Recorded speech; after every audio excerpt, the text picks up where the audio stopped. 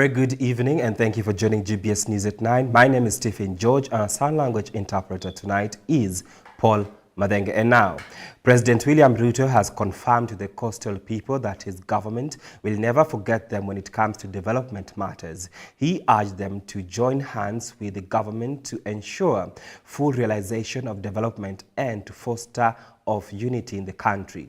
President Ruto spoke today in Malindi, Kilifi counties where he launched development projects.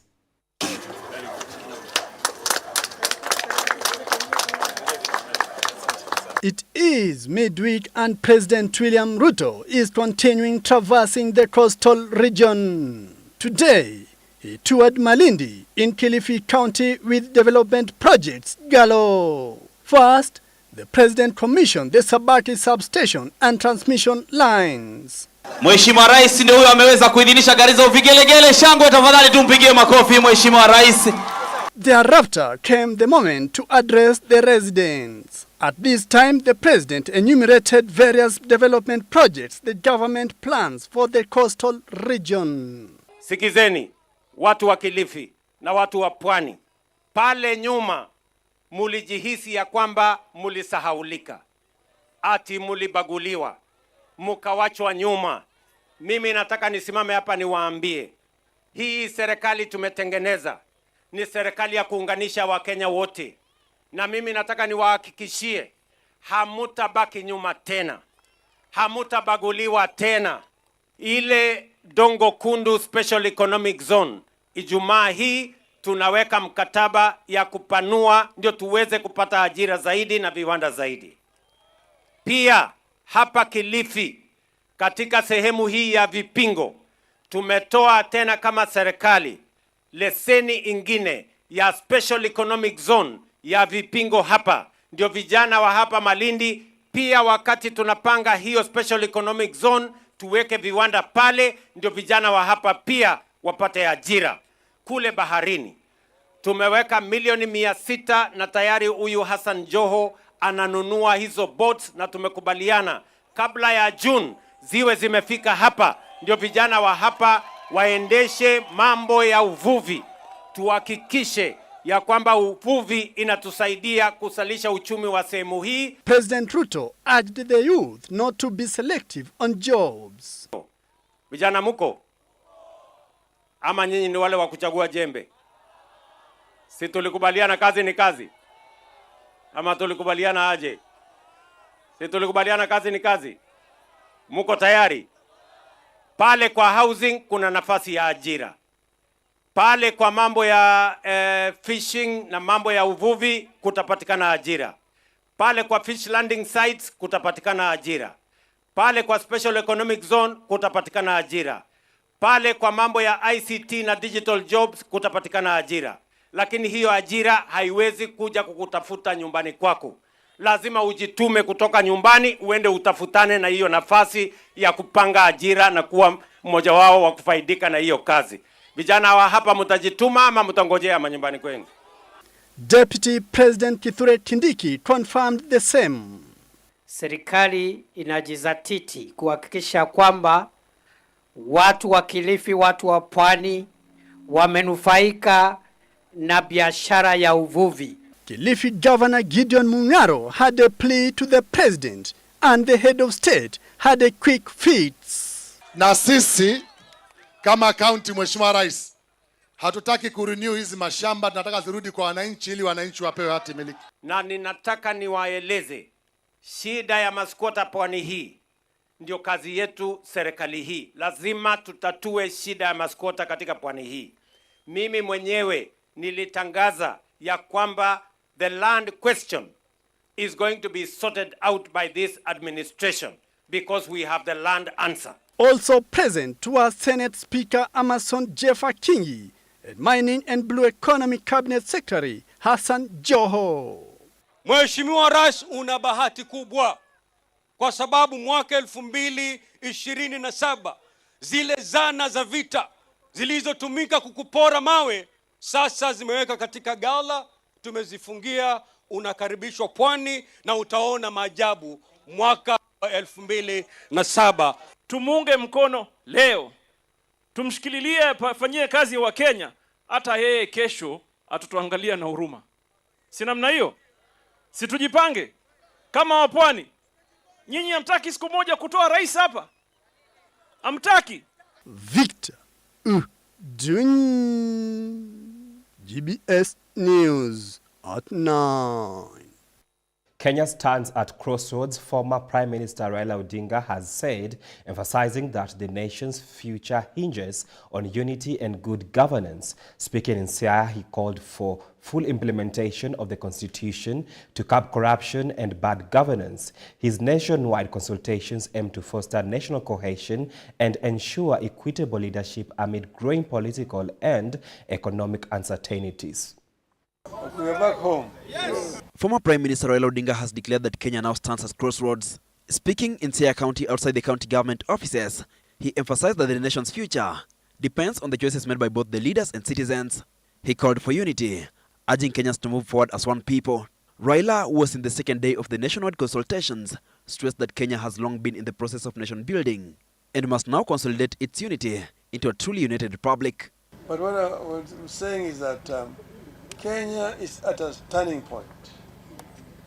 We are in a very tricky situation, which will depend on how we handle this situation as a people. If we handle it properly, it can actually be a moment of bringing our people together, to unite our people and make them want to move forward as a nation. We have been in the process of building a nation for a long time, because we have different nationalities that came together to form the Republic of Kenya. We want to create one united nation called Republic of Kenya. Addressing grassroots ODM officials, elders, and county government leaders, Raila urged citizens to embrace patriotism and abandon mutual suspicion. He pointed out that Kenya's constitution, regarded as one of the best globally, must be fully implemented to eliminate corruption and bad governance. We want to ensure that all the provisions of our constitution are fully implemented. We want to take bad governance to the museum. We don't want to see our youth being abducted and then taken to some unknown places, tortured and some of them killed. That must be something of the past. We don't want to see corruption reigning in our country. That Kenya is rated as one of the most corrupt countries in the world. We will fight corruption and finish corruption in our country. We want to see what you call equitable allocation of resources and sharing. No part of the country should be neglected. Raila Odinga's message comes at a time of political uncertainty, with concerns over governance, economic struggles, and widening social divisions. Having been at the forefront of Kenya's democratic evolution for decades, Raila has remained a key figure in national discourse, championing for constitutional reforms and equitable governance. Hilary Kabila, GBS News. Speaker of the National Assembly, Honorable Moses Masika Wetangula, today led a delegation of members of the National Assembly in visiting the Nairobi home of the former Independent Electoral and Boundaries Commission Chairman, Wafula Chebukati, as they condole with the family following his death. Davis Karani reports. Leading a delegation from the parliamentary group as they condoled with the family of the former Independent Electoral and Boundaries Commission's chair, now late Wafula Chebukati, the Speaker of the National Assembly, Honorable Moses Masika Wetangula, emphasized on the bigger role that Chebukati played over his responsibility during his tenure as the Independent Electoral and Boundaries Commission's chair. The calling of his office made him realize that the discharge of his duty was not physical. It was legal. It was intellectual, it was constitutional, and he left it there.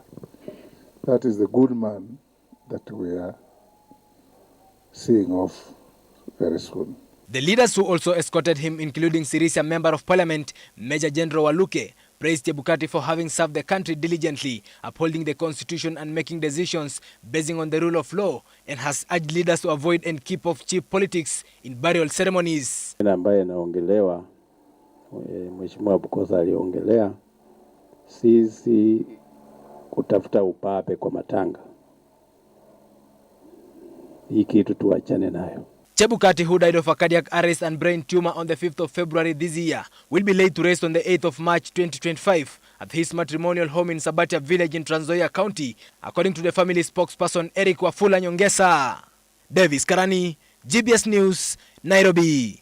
The terrorism-related case against Pastor Paul Mackenzie and 94 others is continuing at the Shanzu Law Court as the prosecution today called upon its 25th, 26th and 27th witnesses to provide testimony. The accused members of the Good News International Ministries are facing 5 counts, including engaging in criminal activities, radicalization and facilitating terrorism. They are also charged with possession of items connected to offenses under the Prevention of Terrorism Act 2012. Susan Nganga with more.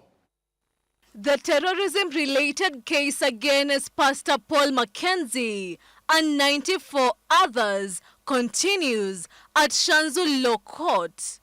The prosecution called its 25th, 26th and 27th witnesses as the accused faces serious charges, including criminal activities, radicalization, and terrorism-related offenses under the Prevention of Terrorism Act. The 25th witness, a chief from Chakama location, testified about how he became aware of Mackenzie's activities.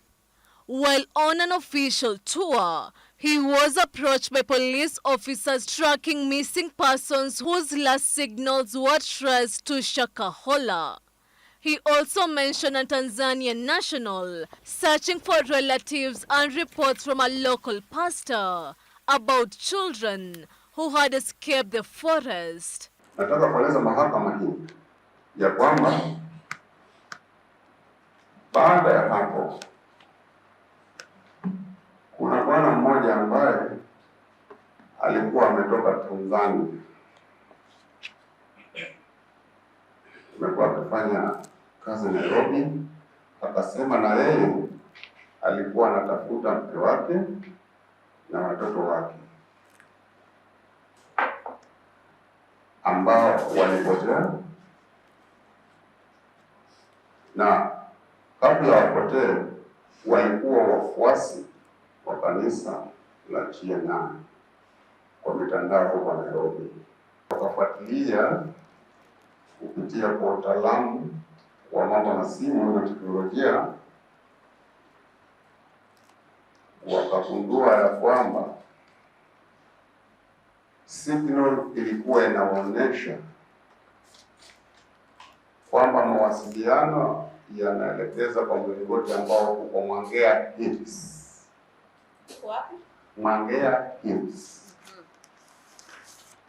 The 26th witness, a senior clinician at Malindi Sub-County Hospital, described treating victims from Shakahola suffering from severe dehydration and starvation. Do you recall receiving any patients from Shakahola? Yes, Your Honor, we have been receiving patients from Shakahola during that period. Anakubali kwamba wakati huo walikuwa wanapokea wagonjwa kutoka Shakahola katika hospitali kuu ya Malindi. Who brought these patients? Your Honor, they have been brought by ambulances, some of them by Red Cross. Anaeleza kwamba walikuwa wanaletwa na zile gari za dharura za hospitali na wengine pia walikuwa wanaletwa na kiwango cha Red Cross. Others have been brought by police officers. Wengine walikuwa wanaletwa na afisa wa polisi. In what condition were they? Most of them were in bad condition, Your Honor. Anasema kwamba wengi walioletwa katika hiyo hospitali walikuwa katika hali mbaya. What do you mean by bad? Your Honor, there were features of dehydration. Anasema kwamba kulikuwa na saini za kuonesha kwamba walikuwa wamekosa maji mwilini. And hypoglycemia. Low blood sugar. Anaeleza pia kulikuwa. The 27th witness, a former DCI officer, shared details of a daring rescue mission in Shakahola. Aliongea kuhusu pasta. Mbali kuja kabla instructions kwa wazazi wake. Kwamba siku ya ufasi inafika. Ndio. So wakati nilipoangalia haya maandishi ambayo nimechukua, it was a Christian scripture. Yes. Na most of them was touching on end time. Yes. Was touching on end time And anytime, as per the information that we received that day, that was Mackenzie had prepared whatever. And in sequence, the party was the kids.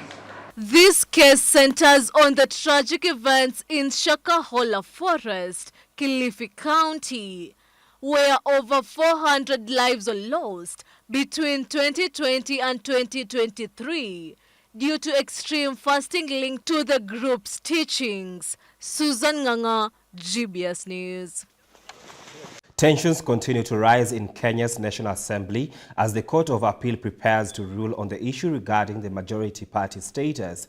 The battle between Speaker Moses Wetangula and the Azimio coalition has now escalated, with Wetangula seeking to suspend the High Court's recent decision that declared Azimio as the majority party. The Court of Appeal is set to deliver its ruling on March 21st regarding whether it will suspend the High Court's decision that declared Azimio coalition as the majority party in the National Assembly. The Speaker could and indeed did determine that Azimio coalition had the largest number of members, followed by Kenya Kwanza coalition. This decision follows a legal battle between Speaker Moses Wetangula and the Azimio coalition over the status of the majority party in parliament. Arising from the foregoing, the Kenya Kwanza coalition is the majority party, and the Azimio la Umoja One Kenya coalition party is the minority party in the House. Wetangula, through his lawyer Elisha Ongoya, has argued that High Court erred in overturning his ruling on the majority party, claiming that the court did not properly analyze the evidence. Wetangula maintains that post-election coalitions have the power to alter the Independent Electoral and Boundaries Commission's declaration. He further points out that Azimio coalition agreement lacks the signatures of officials from key parties, raising doubts about its validity. The Speaker has also warned that if the High Court's decision is not stayed, he could face contempt of court charges, which may lead to imprisonment and cause dysfunction within Parliament. On the other side, petitioner's lawyer Kibe Mungai argued that the High Court's decision should stand, stating that Wetangula's ruling was in clear violation of the law and that Azimio remains the legitimate majority party in the National Assembly. He criticized Wetangula's actions, accusing him of causing confusion in Parliament, and described the Speaker's application to suspend the ruling as an abuse of court process. The High Court had previously overturned Wetangula's decision to declare Kenya Kwanza the majority party. The court ruled that Azimio should be recognized as the majority, leading to a heated response from Wetangula, who declared Kenya Kwanza as the majority party, citing 165 members to Azimio's 154. Following Wetangula's declaration, Azimio MPs walked out of parliament in protest and vowed to take further actions, highlighting the ongoing political tensions surrounding the majority party status. The upcoming ruling by Court of Appeal is expected to have significant implications for the National Assembly's leadership. Triza Tiengo, GBS News. It is time for us to take a short break. Keep your feedback streaming in our social media platforms at GBS TV Africa. The SMS line is 244. We'll be right back. So through the four gospel books, Matthew, Mark, and Luke, John, we can know the heart of Jesus in depth. 그리고 우리가 느끼는 그 예수님을 성경을 통해 느낄 수 있어서 너무 감사합니다. And the Jesus that we can feel him through the scriptures, and I'm very thankful about that. Jesus Christ came to this earth for our sins. 지셨고, he carried our sins. 십자가에 못 박혀 주고 죄의 형벌을 당하셨고, and he was crucified and he received the punishment for sins. 무덤에 들어가셨다가, and he was put into the tomb. 사흘 만에 부활하셨습니다. and resurrected in 3 days. 이것이 우리가 말하는 복음입니다. This is the gospel that we speak. 예수님께 우리 죄를 위해 죽으신 이야기. About how Jesus died for our sins. The purpose of Jesus being crucified. 우리 죄를 담당하기 위하여 십자가에 못 박혀 죽으셨습니다. He was crucified to pay for our sins. 예수 십자가에 못 박혀 죽으심으로 우리 죄가 분명히 씻어졌는데. And through Jesus being crucified, clearly our sins have been washed clean. 참 안타깝게도 많은 사람은 여전히 죄인이라고 말합니다. However, unfortunately, many people still say that they are sinners.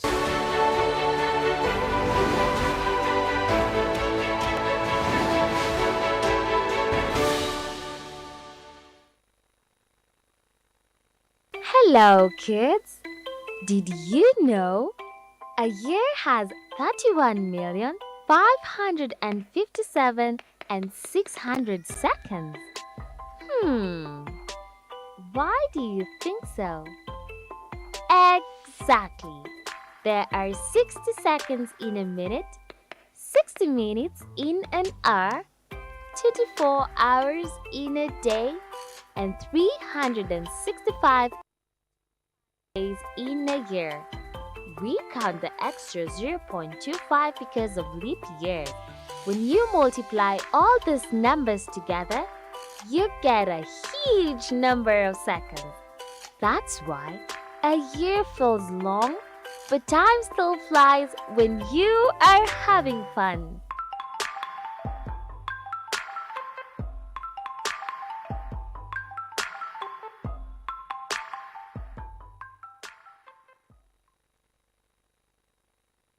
AS and A levels is a qualification program that is advanced. That is after one has completed the high GCSE program, then they advise to continue for AS and A level.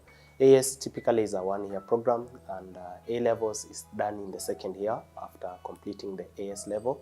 And this one equips the student with the knowledge that is recommended for the university and also by employers outside the countries or within the country.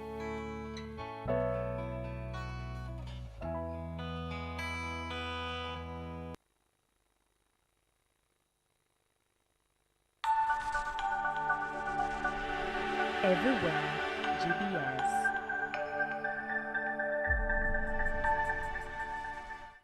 Welcome back. Prime Cabinet Secretary Musalia Mudavadi, speaking at the 58th session of the United Nations Human Rights Council in Geneva, Switzerland, called on the world to confront the lasting legacies of colonialism and work towards a more just and equitable global society.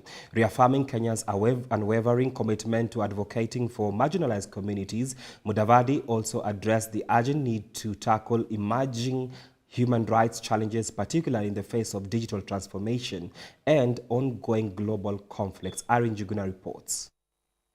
Prime Cabinet Secretary Musalia Mudavadi delivered a powerful address at the United Nations Human Rights Council in Geneva, emphasizing the urgency of confronting the legacy of colonialism while tackling contemporary issues such as xenophobia, Afrophobia, and racial discrimination. Mudavadi highlighted Kenya's role in advocating for marginalized groups globally. Kenya reaffirms its commitment to advocating for marginalized groups, particularly in the face of rising xenophobia, Afrophobia, and racial discrimination.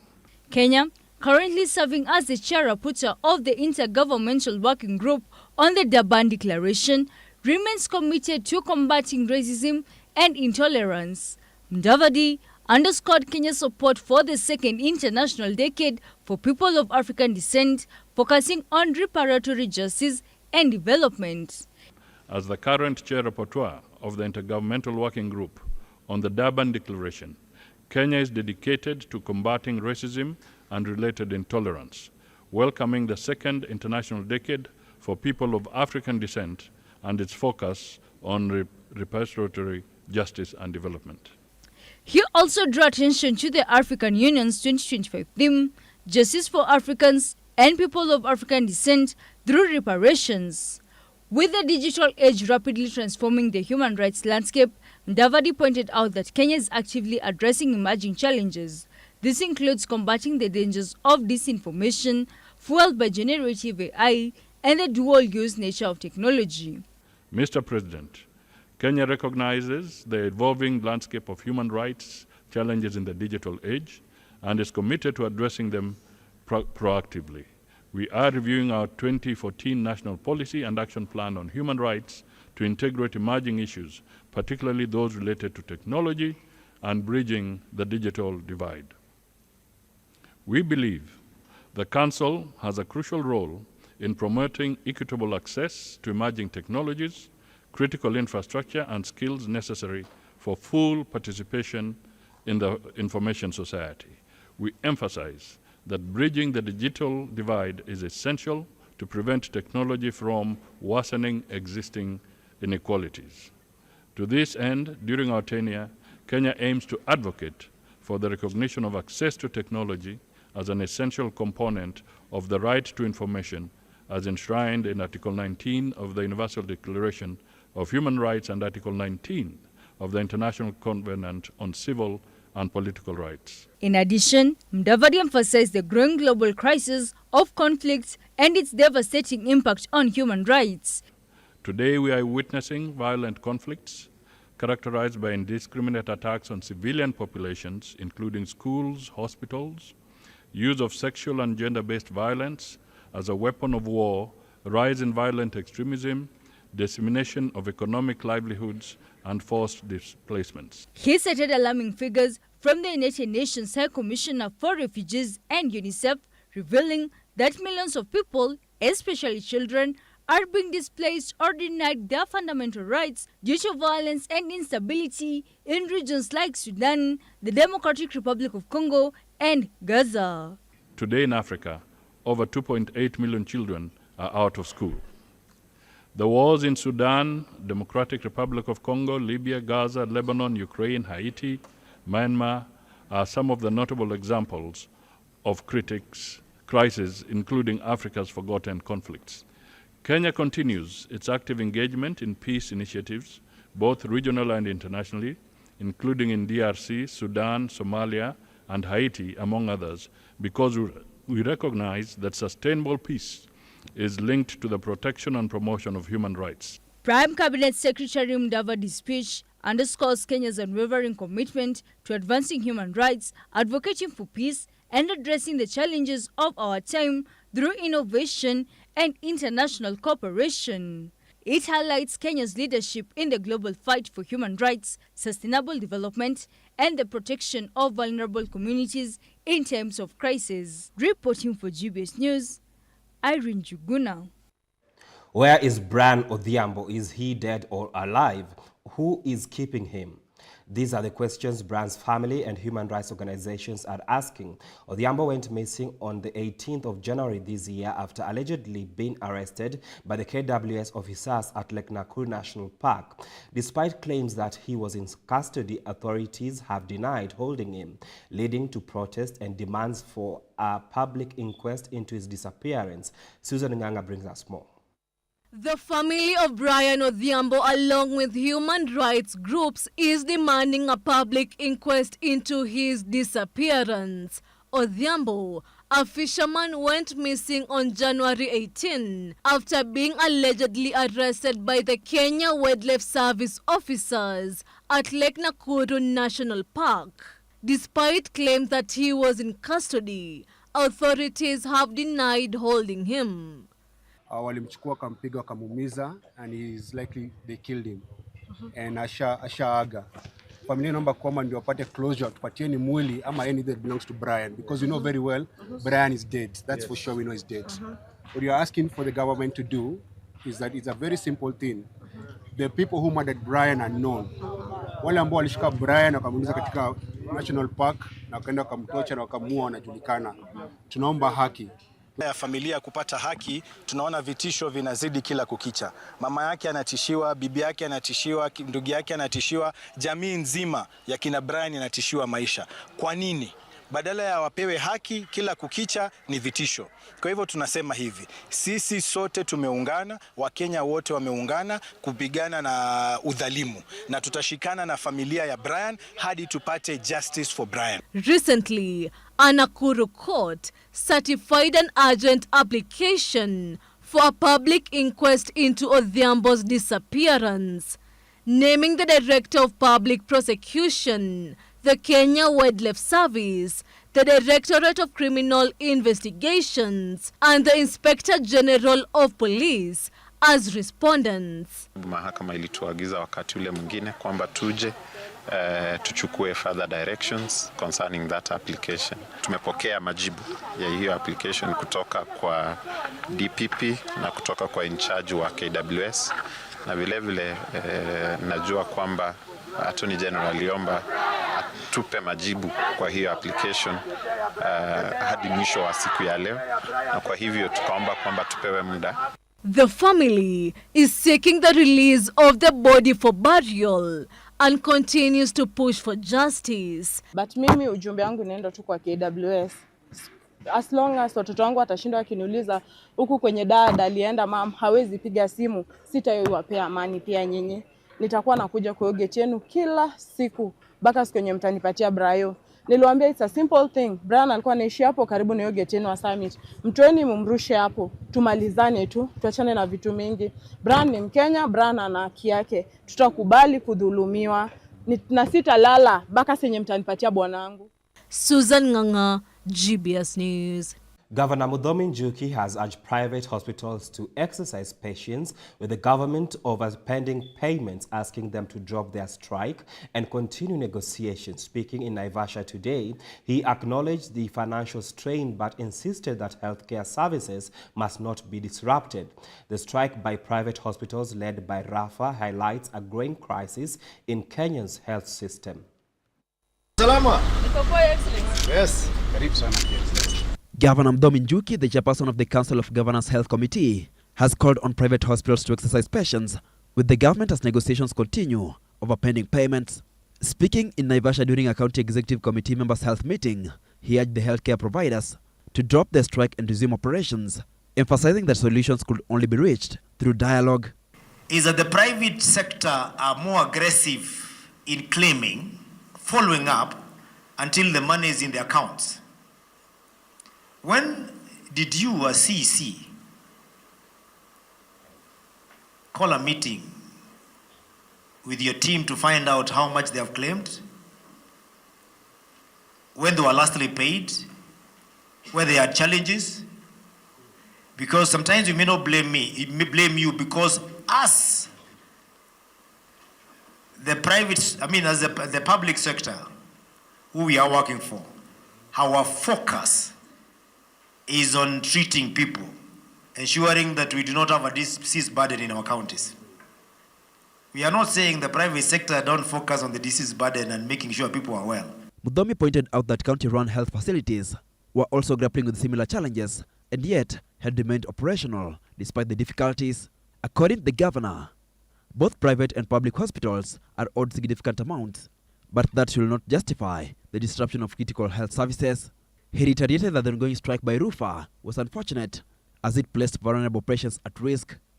You know, when people are mourning, you are wondering, how will I get my money back? That is where we are with most facilities who are owed money by NHIF. In fact, we are one of those people, the 47 counties. We were owed 12 million. The NHIF proposed that they have paid and they are now at 9 million. But when you talk to counties, when we take the debt obligations they have, we are still around between 10 and 12 million.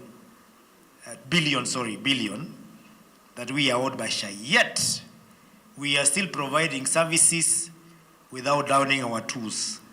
The strike comes amid growing crisis in Kenya's healthcare system, where delayed government reimbursements have left many facilities struggling. Private hospitals, which rely on these payments to sustain their services, have argued that the prolonged delays threaten their financial stability. Learners at Kada Primary School in Kirinyaga County are set to benefit from a 8 million shilling infrastructure upgrade aimed at renovating 5 classrooms in ultra-modern learning spaces.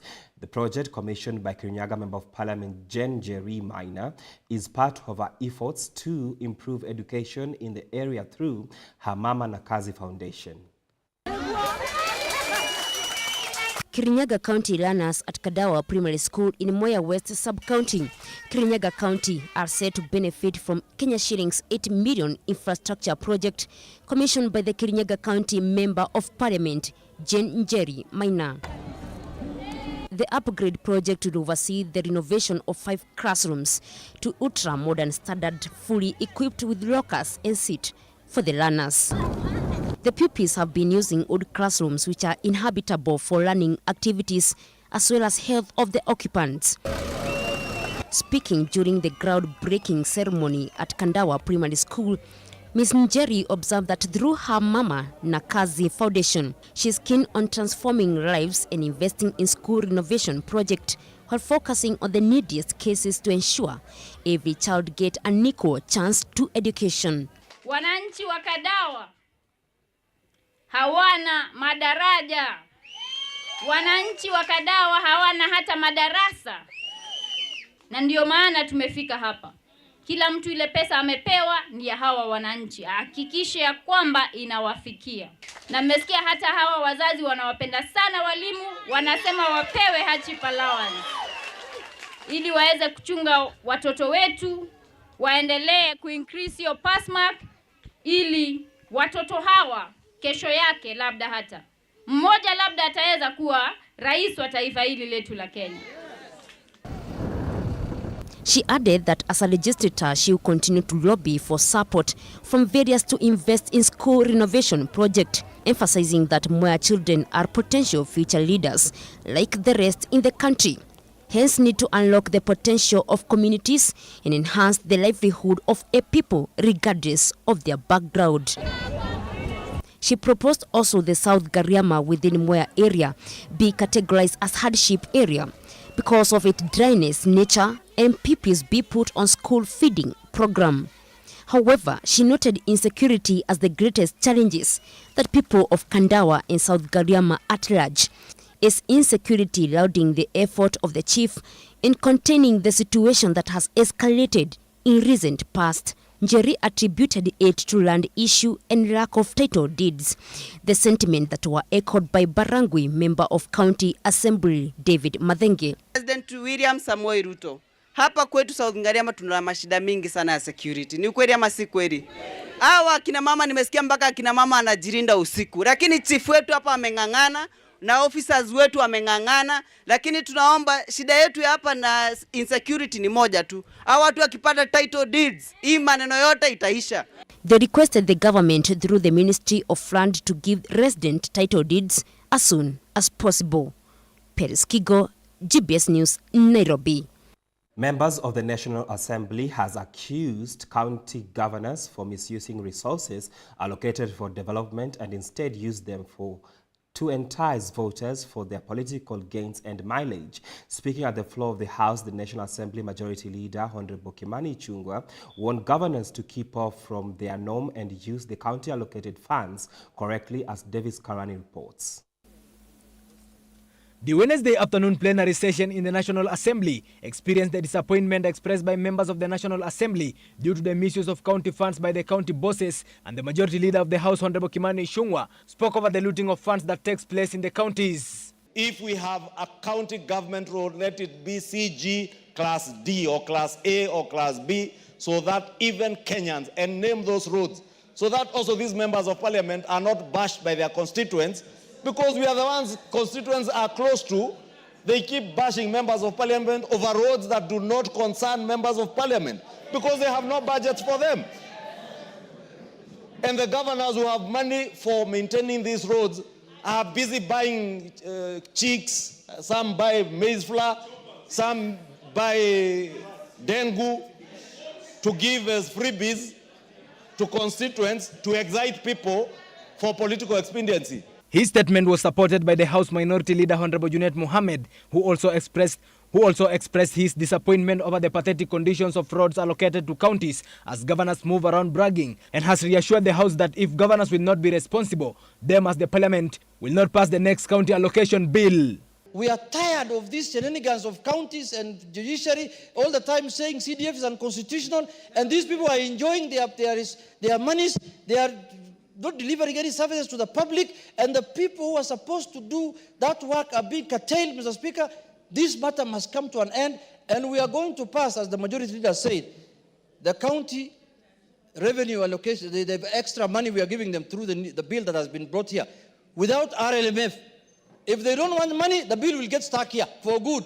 It is time that a taxpayer should get concerned on how county funds are used and how much money is allocated to their counties in order to keep governors accountable. Davis Karani, GBS News, Nairobi. The Deputy Chief of Staff in the Executive Office of the President, Eliud Owalo, led a team of top government officials to inspect national projects in Narok County. Joined by Governor Patrick Olentutu and County Commissioner Kipkech Letia, Owalo emphasized the government's commitment to timely project completion, highlighting ongoing infrastructure developments aimed at boosting connectivity and economic growth. The Deputy Chief of Staff in Executive Office of President, Mr. Eliud Owalo, led a high-profile team to inspect several national government projects in Narok County. He was joined by Governor Patrick Ole Ntutu, County Commission Kipkech Letitia, and other government officials. Mr. Owalo Eliud confirmed that their purpose is to ensure projects are being implemented according to set timelines and budget allocations. The Deputy Chief of Staff of the President emphasized the government's commitment to completing projects on time and within the approved budget. Owalo highlighted that where challenges arise, the government will step in to resolve them by engaging relevant agencies to find solutions. Here in Narok since yesterday for a project verification exercise. The purpose of inspecting the projects is to verify the exact status of implementation of these projects. The Deputy Chief of Staff noted that the team began the inspection in Ewasonyiro, Tana River, before proceeding to the Kilgoris Longoria Road project. Owalo commented that the government has allocated 1.5 billion Kenyan shillings for this road, which is already 90% complete and is expected to be fully operational within the next month. Owalo emphasized that the road will enhance connectivity between Kilgoris town and surrounding areas. The next project we visited is the Kilgoris Longarian Road. Here again, the government is putting in 1.5 billion shillings.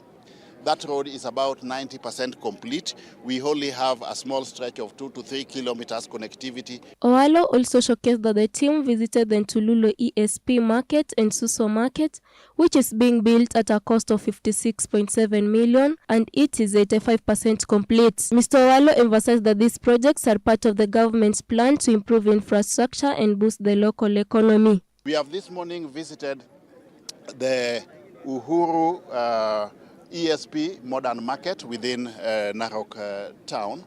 This is just but one of the ESP markets that the government is rolling out all over the country. We are going to have ablution facilities, water driven.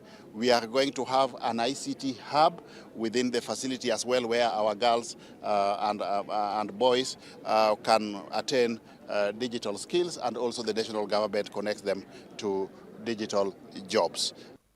This issue arose due to the delays in implementing government projects, despite funds already being allocated and included in the budget. Additionally, there have been significant delays in completing these projects. Vivian Scalabo, GBS News. It's time for us to take a short break. Keep your feedback streaming into our social media platforms at GBS TV Africa. The SMS line is 21144. We'll be right back. Today, it's that day that I would like us just to have that conversation on monthly matters. Let's talk of Mama Fua, who like akifanya shughuli zake hapa kule has more or less that amount. Yeah, so on that part, I would say this. When you are doing your savings, you can have, we normally talk about having 3 buckets. So we will just talk about income, budgeting, saving, and investment. Those are the 4 areas we will look at. What happens to those like me who are planning to retire early? We are basically looking at our incomes. We also talk about savings and investment. So those are the 3. I will not add the 4th one, which we all shy of talking about. So I would say it's not how much I am earning, but it is how much I set aside. So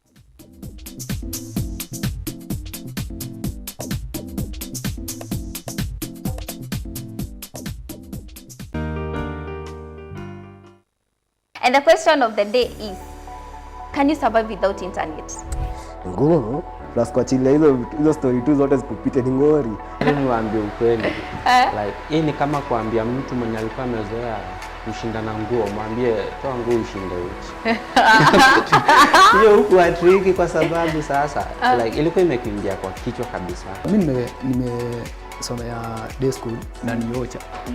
So kukuwa na simu hadi ni ile katururu, si smartphone, ni ile katururu. Sasa unaweza kaa holi ya bila simu. To spend most of the time kwa simu, also you need to run skills.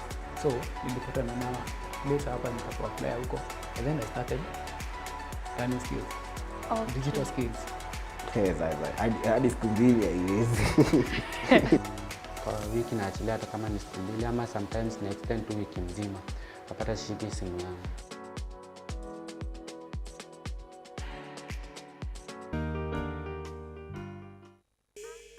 The gift of a man will place you in a company of great men. Inaweza kufungulia mlango mingi.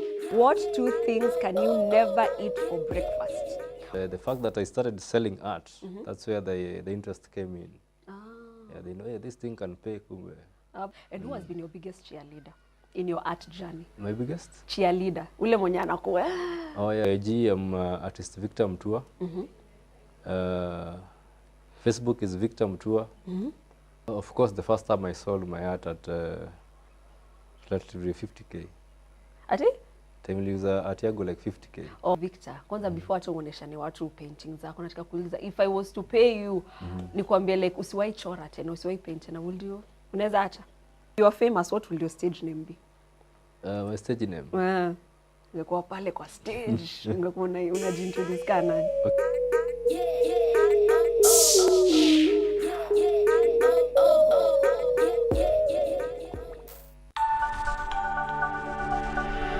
Everywhere, GBS.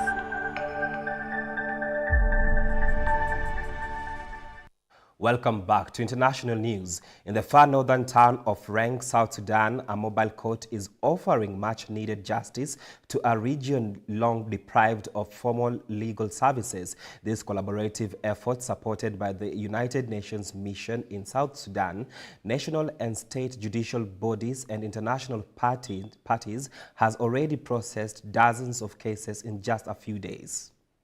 In the town of Renk, South Sudan, a new mobile court has brought vital justice to a region that has long lacked access to formal legal proceedings. Over the past 3 weeks, the court, a collaboration between the United Nations Mission in South Sudan, national and state judicial bodies, and international partners, has processed 54 cases. This mobile court is addressing serious crimes such as rape, murder, and drug abuse, providing much legal services to the community. One mother whose child was a victim of rape expressed a belief that those who committed such crimes must face the consequences, emphasizing that an apology from the perpetrator will not undo the harm done, and insisted that accused should serve his sentence, highlighting the long-term impact on her child. In my opinion, if the accused man can't accept the impact of what he did, he must go to prison. This is my belief, because I don't know what consequences might be experienced by my child in the long term. Even if he apologizes for his crime, something bad may happen to my child, and I cannot afford the burden and responsibility for this. So I say let him face the sentence he is given for his crime. The local court system in Renk has faced significant challenges, including a shortage of judges and backlog of cases. Mohamed Noor, a prosecutor in Renk, explained that the county court had over 60 pending cases, including serious offenses and overcrowded prisons.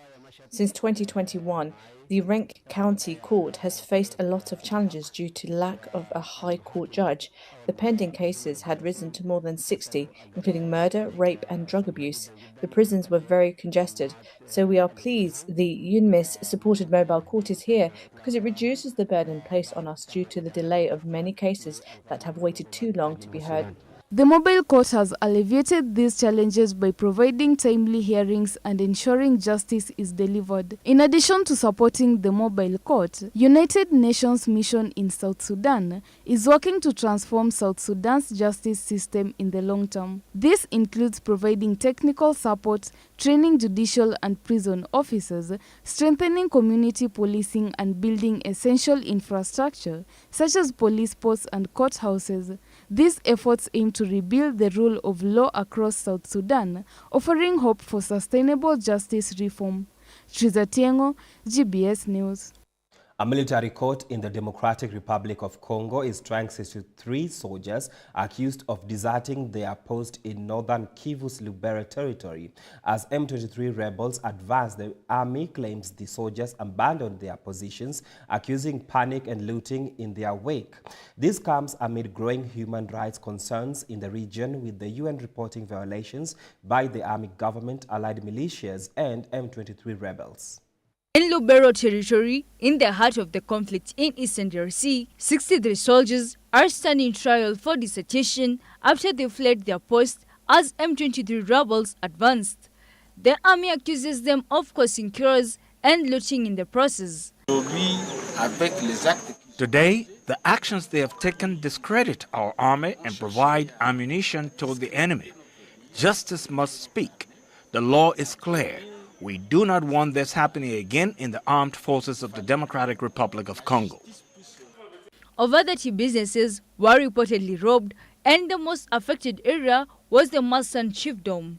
This is not the first time Congo's army has faced scrutiny for human rights abuses in the region. Many of the soldiers who deserted their posts have been accused of killing civilians and looting properties as they fled the advancing rebels. The army has promised that those responsible will face justice. The United Nations has condemned not only the actions of the Congolese army, but also the government-allied militias and the M23 rebels, all of whom have been implicated in atrocities across Eastern DRC. On the ground, soldiers are seen as victims of a broken system, but many civilians in Lubero are pleased to see justice being served. One local resident expressed their relief, saying they are grateful that the government is finally taking action. I am very happy to see that our Congolese army is starting to take things more seriously. I believed that our government had no laws to punish the people who stripped us of our belongings, and today they have arrested them, and those who are still at large will be afraid. As the trials continue, the message from the government is clear. State officials who commit crimes will be held accountable. The army is still in charge here, but the Congolese government is determined to show that those responsible for human rights abuses will not go unpunished. Reporting for GBS News, Irene Juguna. For the first time since 2015, South Korea's birth rate has slightly risen from its downward trend. South Korea has the world's lowest birth rate. Both the government and companies are trying to provide rewards to South Koreans as a way to motivate the population to have a positive stance towards bearing children. In the Northern Korea, Supreme Leader Kim Jong has urged his military leaders to transform the Northern Korean army by putting it in modern. The military has a way to handle today's warfare climate. Meanwhile, tensions between China and Taiwan has escalated to a new height. Today, China held a military exercise by launching aircraft and warship in Taiwan. In the Middle East today marked the funeral procession of the Baibas family who were held in captivity by Hamas. The bodies were returned during the weekend, while in India, the Maha Kumbh Mela festival has ended today. Here is more on the scene. In South Korea, after years of downward trend, the birth rate has slightly risen for the first time since 2015. For the past decade, the birth rate in South Korea has declined, making it the country with the lowest birth rate in the world. Both the government and companies have started programs to incentivize the population to have children. Companies have provided childbirth bonuses to employees who have given birth. The fertility rate of South Korea is 0.75 compared to 0.72% in 2023. My company's culture, which encourages having more children, provides a huge help. Society as a whole is encouraging childbirth more now, compared to 5 years ago, when we had our first child.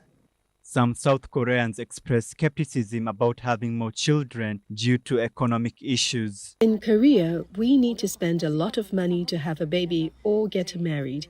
It is very difficult for the families. Therefore, I think having a child is not so welcomed in Korean society. A social welfare professor has also expressed skepticism towards the incentive and bonuses meant to target newlyweds and families.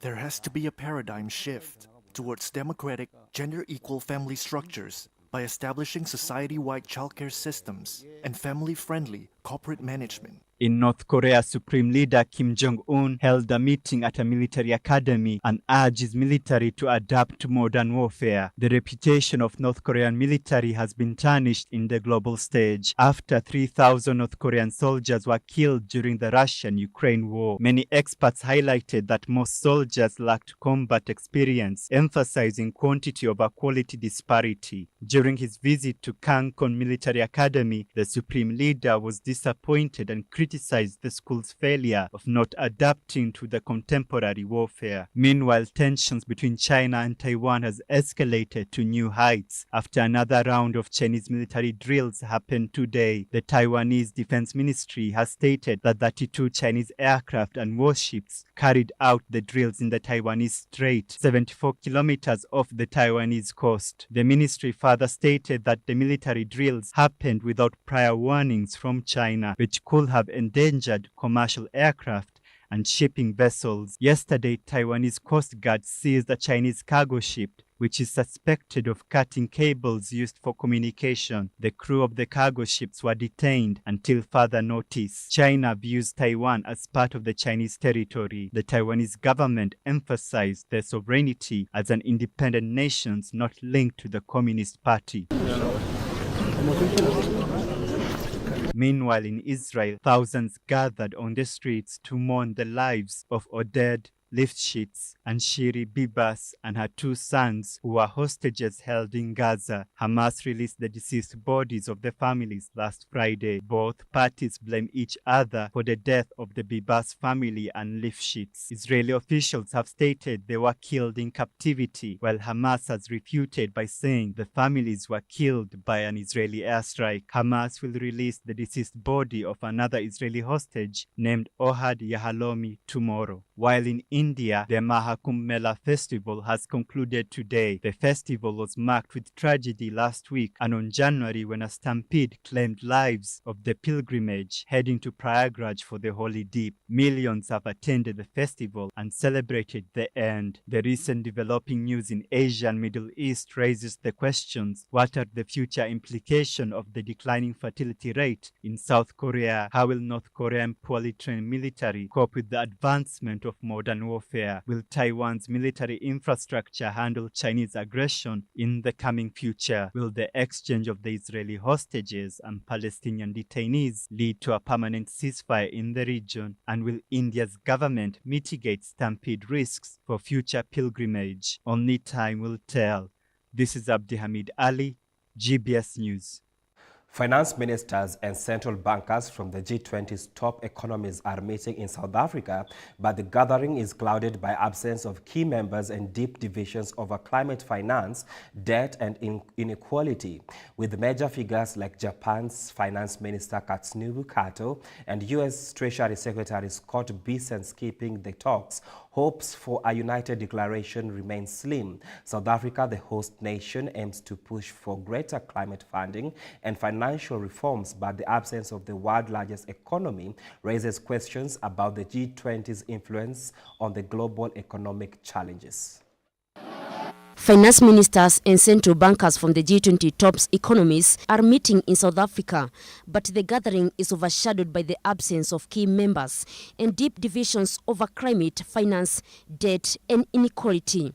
With major players like Japan Finance Minister Katsunobu Kato, U.S. Treasury Secretary Scott Bessent, and United European Economy Minister Valdis skipping the talks, the chances of reaching a consensus appear slim. Host President Cyril Ramaphosa has prioritized issues such as inadequate climate finance from wealthy nations, reforming a global finance system that disadvantages poorer countries, and addressing widening economic inequalities. However, long-standing disagreements between rival economies like China, Russia, and European Union and the United States make negotiations more challenging than ever.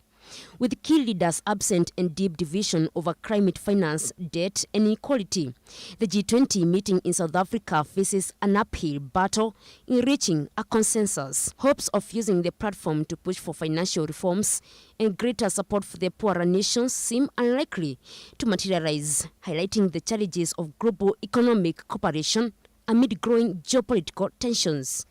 Paris Kigo, GBS News.